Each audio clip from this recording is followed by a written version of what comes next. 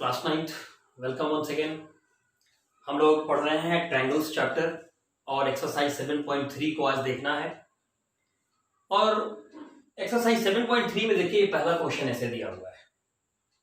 इसमें क्या बता रहा है, एबीसी एक ट्रायंगल है और एबीसी आइसोसेलेस ट्रायंगल है। इसका मतलब है एसी एबी और एसी बराबर है। फिर बोला है कि डीबीसी जो ये ट्रायंगल देख रहे हैं ये भी जो है आइसोसेलेस है। इसका मतलब इसमें भी डीबी और डीसी बराबर है। And vertices A and D R on the same side of the BC. BC के एक ही तरफ ये डी और ए जो है वो क्या है, वो दोनों के दोनों जो है वो दोनों पॉइंट हैं। ओके, अब देखिए इसके बाद कह रहा है क्या, आपको प्रूफ करना है ये चार चीज, यानी कि A B P A B D ये वाला ट्रायंगल इस ट्रायंगल के कॉन्ग्रुएंट है। ये पूरा बड़ा A B P A C P के कॉन्ग्रुएंट है। एपी जो है वो एंगल ए और एंगल डी दोनों का बाइसेक्टर है और एपी जो है वो बीसी पर परपेंडिकुलर बाइसेक्टर है। ये चार क्वेश्चन दिए गए हैं। ठीक ऐसा ही क्वेश्चन एनसीईआरटी वाला ही इस टाइप का क्वेश्चन एग्जामों में दिया जाता है। 4 नंबर का क्वेश्चन रहेगा, 4 चीज प्रूफ करना होगा या 4 आंसर्स देने होंगे। तो अब इसे बड़ा ध्यान से देखना पड़ेगा, सवाल बहुत इंपॉर्टेंट है, याद रखिएगा। सबसे पहले बताइए, पहला क्वेश्चन ले चलते हैं। In triangle ABD and triangle ACD में बात करते हैं। इसका ए बी उसके एसी के बराबर है, गिवन। इसका बी डी इसके सी डी के बराबर है, गिवन। एडी और एडी जो है वो क्या है, कॉमन।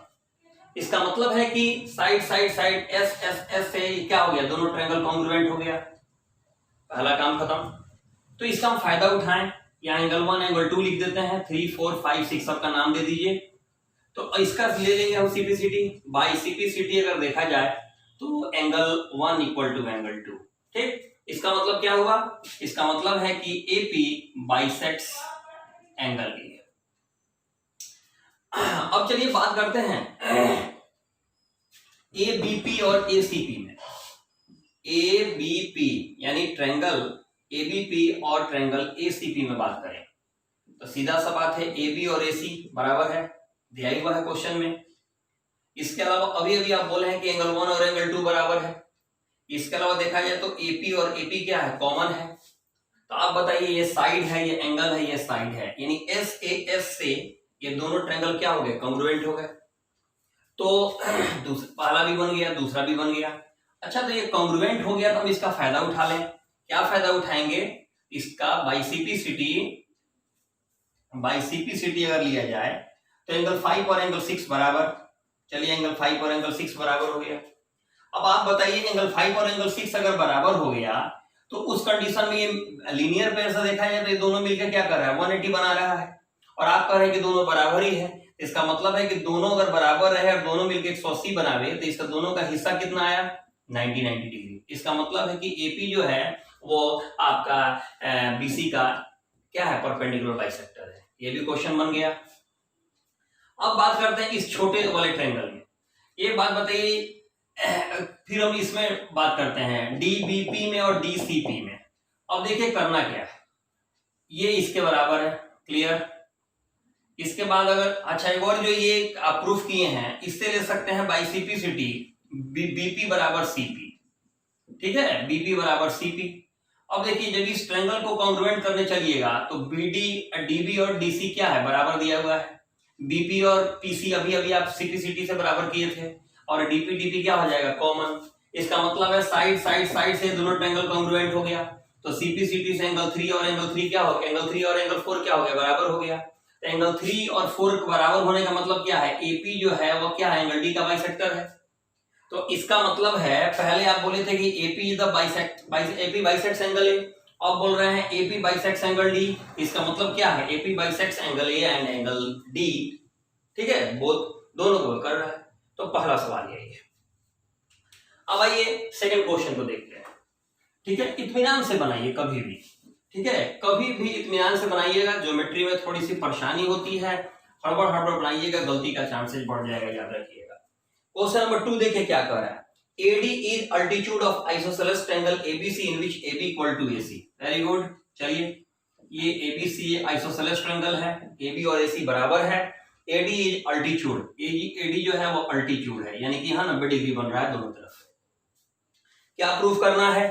एडी बाइसेक्ट्स बीसी, पहला प्रूफ करना है कि AD bisects BC, very good. दूसरा क्या प्रूफ करना है? एडी बाइसेक्ट्स एंगल ए, ठीक, एडी बाइसेक्ट्स एंगल ए, ये प्रूफ करना है। दो क्या दिया है आपके पास? दिया है AB और AC बराबर है, AD परपेंडिकुलर है इस पर, यानी 90 डिग्री दिया हुआ है। ऐसा करते हैं, पहले दोनों ट्रायंगल को कॉन्ग्रुएंट करते हैं। चलिए कैसे कॉन्ग्रुएंट करेंगे? सिंपल सा बात है, दोनों ट्रायंगल एक तरफ का हम बोलेंगे, एक तरफ का आप सोचिए। AB के बराबर में कौन दिया है? AC दिया है। इसके अलावा इसका एंगल D और इसका एंगल D दोनों क्या है? इक्वल है। और AD क्या है? कॉमन है। तो ये बेचारा राइट ट्रायंगल, ये इसके सामने है तो हाइपोटेनस, और ये एक साइड है, ठीक ना, ये हाइपोटेनस है और एक साइड है। इसका मतलब है by right hypotenuse side theorem से, आरएचएस से, ट्रायंगल एबीडी कॉन्ग्रुएंट हो गया ट्रायंगल किसके? एसीडी के। दोनों ट्रायंगल कॉन्ग्रुएंट हो गया तो हम सीपीसीडी ले सकते हैं। तो बाई सीपीसीडी, अगर इसका हम बीडी लेंगे तो इसका क्या लेंगे? सीडी, यानी बीडी इक्वल टू सीडी। तो बीडी सीडी इक्वल हो गया, इसका मतलब क्या है कि एडी बाइसेक्ट्स बीसी। दूसरा, सीपीसीडी से एंगल 1 और एंगल 2 बराबर हो गया। तो एंगल 1 अगर एंगल 2 के बराबर है, इसका मतलब क्या है? AD bisects angle A. ये भी क्लियर हो गया, इजी है। आइए आगे बढ़ते हैं क्वेश्चन नंबर 3 की तरफ। 3 नंबर जो क्वेश्चन है वो गजब का क्वेश्चन है, बहुत ही शानदार क्वेश्चन, ठीक है। कई बार एग्जाम्स में दिया जाता है, हम लोग देते हैं क्योंकि बहुत खूबसूरत सवाल है। देखिए पहले क्वेश्चन को समझिएगा ध्यान से। दो ट्रायंगल का फोटो बनाया है, दोनों ट्रायंगल का पहले हम लोग फोटो बना लेते हैं। ये आपका ABC ट्रायंगल है और ये आपका PQR ट्रायंगल है।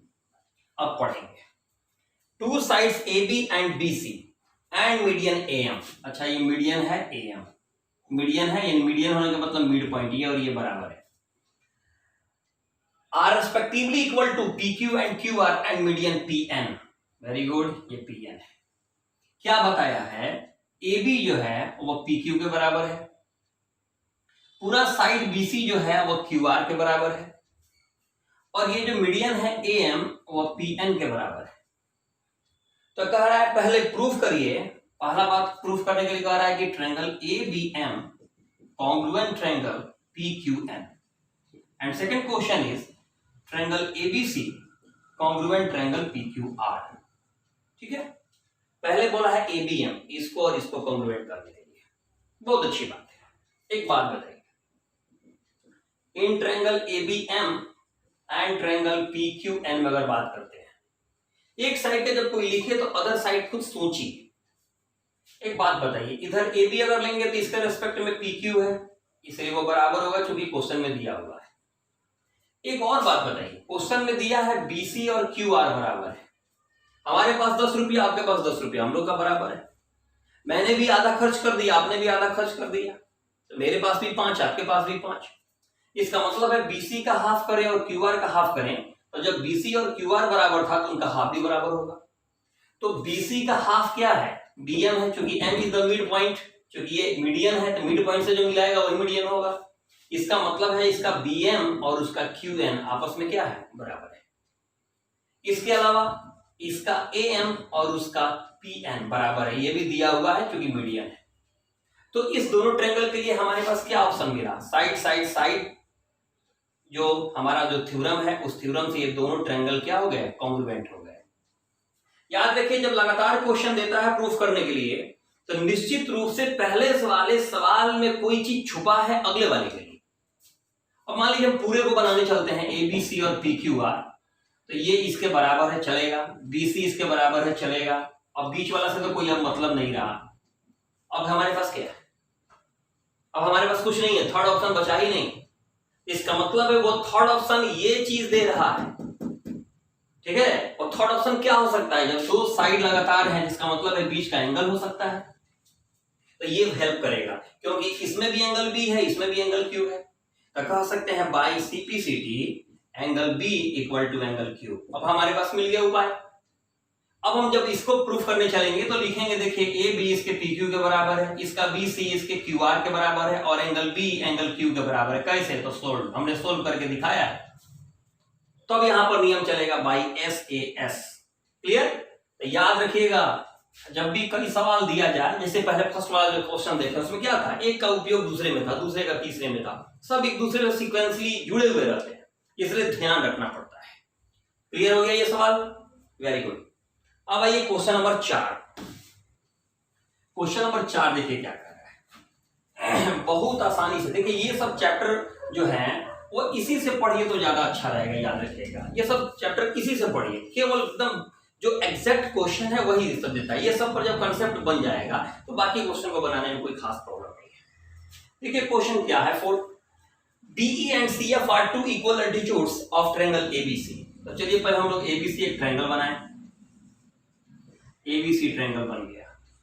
अब क्या बोला है, DE and CF are two equal altitude, यानी BE से एल्टीट्यूड डाला है और C से CF एल्टीट्यूड डाला, तो अपोजिट साइड पर ही डाला होगा। संयोग देखिए दोनों आपस में बराबर है, बोल रहा है कि equal altitudes using RHS congruence rule, यानी RHS का यूज करके बताना है कि ABC जो है वो आइसोसेलेस ट्रायंगल है, यानी कि आपको 90 डिग्री का यहां पर बात बताना है। अब आप बताइए, अगर 90 डिग्री के लिए हम बात लेके चलते हैं, अगर ये ऊपर वाला ट्रायंगल अगर हम लेते हैं, मान लीजिए ये A है, ये E है, ये B है, ये A है, ये F है, ये C है, ये 90, ये 90 चलेगा। इसके सामने AC है, इसके सामने AB है। ये अगर बराबर रहता तो ये खुद ही आइसोसेलेस ट्रायंगल होता, तो फिर आपसे पूछता क्यों? सीधी सी बात है, इसका मतलब है ये ट्रायंगल लेना ही नहीं है, क्योंकि RHS वाले नियम के हिसाब से इसके सामने वाला जो है वो साइड बराबर होना चाहिए। R यहां है, हाइपोटेनस दोनों का बराबर होना चाहिए। तो यहां हाइपोटेनस का नाम ही नहीं लिया है, क्योंकि हाइपोटेनस को प्रूफ ही करने के लिए कह रहा है, क्योंकि बोला है आइसोसेलेस ट्रायंगल है, प्रूफ करिए। तो आपको तो खुद ही दिखाना है कि AB और AC बराबर है, तो इसका मतलब है इस तरह ट्रायंगल का बनावट आप नहीं ले सकते हैं। तो हम कैसे लेंगे? तो हम नीचे की तरफ लेंगे। ठीक है, ऐसे सोचिए, BEC, ये B है, सॉरी ये F है, ये C है, और इसमें इधर से ले लीजिए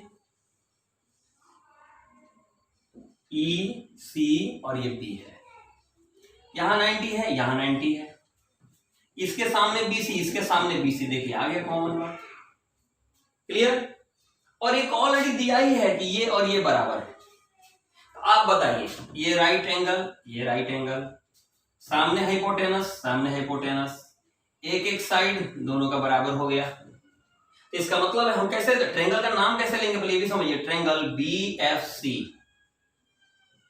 एंड ट्रायंगल B से शुरू किए हैं, BCF आए हैं, इधर आइए, सॉरी BFC आए हैं, इधर आइए CEB, यानी कि ट्रायंगल CEB। अब गौर से देखिए, इसका F, इसका E 90-90 था, इसका BC, इसका BC, देखिए इसका BC, इसका BC था हाइपोटेनस।